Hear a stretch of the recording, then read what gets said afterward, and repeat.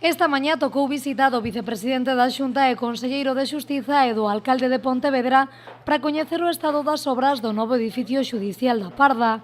Unhas instalacións que, tal e como confirmou Rueda, estarán listas para finais do 2018 e en funcionamento a comezos do 2019. Por lo tanto, que antes de que remate o ano que ven, estamos en setembro, por lo tanto, eu agardo que ao redor destas datas o edificio xa pode estar completamente rematado e preparado para poñelo en uso. Despois deixaríamos eses 2-3 meses hasta final de ano para facer os correspondentes traslados e que empezáramos xa o 2019 co edificio en completo funcionamento. Por lo tanto, seguimos co plan previsto. Dende o Concello de Pontevedra dixeron esta mañá que o importante é ter orzamento e proxectos para a cidade.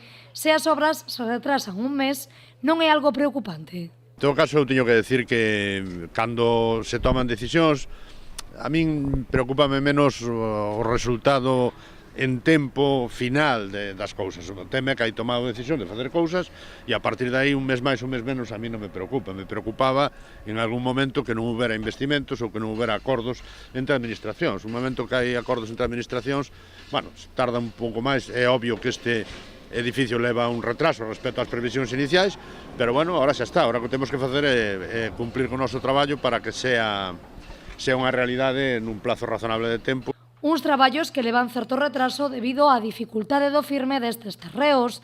De momento teñen lista a cimentación e están comezando co primeiro forxado, que será o Soto -1.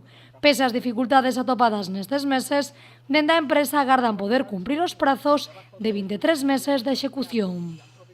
Obviamente hai un retraso acumulado que nuestra intención es absorberlo y hacer todo lo posible para enjuagarlo ahora que la obra empieza a coger velocidad de crucero.